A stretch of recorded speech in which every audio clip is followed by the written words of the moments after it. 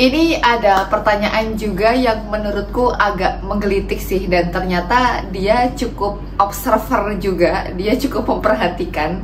Jadi waktu itu ada pertanyaan, Kak Bella, kenapa ya kalau kayak orang-orang yang ikut Putri Indonesia atau ikut Miss apa gitu ya misalkan, mereka itu kalau misalkan perkenalan diri kok kayaknya ada aja yang diomongin, kok kayaknya panjang gitu ya.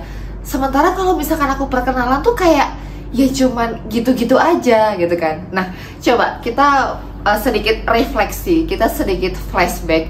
Kalau misalkan kita perkenalan diri itu biasanya kayak gimana ya? Ya, aku contohin aja. Misalkan, nama saya Bella, saya dari Trenggalek, saya bekerja sebagai seorang reporter, saya suka makan mie, saya juga suka minum jus buah. Terima kasih. Kayak gitu kah? Tapi kalau misalkan kita ganti beberapa kosakata dengan sesuatu yang lebih bercerita. Nah, aduh gimana itu Mbak, aku nggak paham.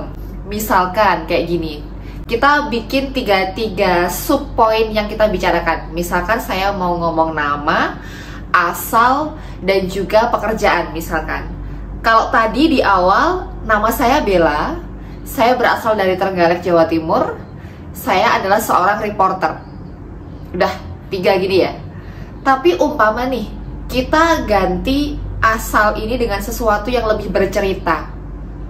Boleh juga asal dengan pekerjaan diganti dengan sesuatu yang lebih bercerita, boleh. Tapi ini misalkan, contohnya adalah yang kita ingin buat lebih bercerita adalah yang poin kedua. Jadi perkenalannya kayak gini. Nama saya Bella, saya berasal dari daerah yang terkenal dengan Turonggoyakso dan juga nasi gegok, yaitu Kabupaten Trenggalek, Jawa Timur. Saya saat ini berprofesi sebagai seorang reporter di salah satu LPP yang ada di Jawa Timur. Nah, gimana teman-teman? Udah mulai agak ini nggak?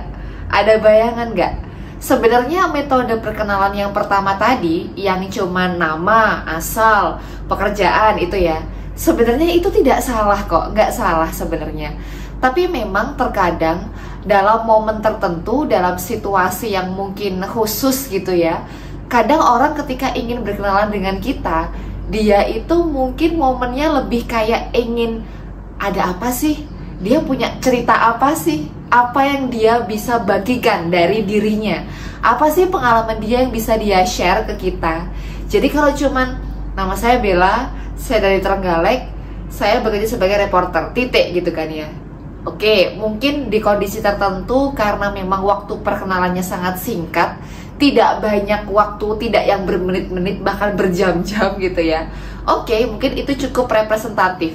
Tapi kalau misalkan di momen tertentu kita perlu mengeksplor diri, atau dewan juri ingin mengenal kita lebih jauh, atau ini, oh iya, sekarang musimnya bikin video profile ya.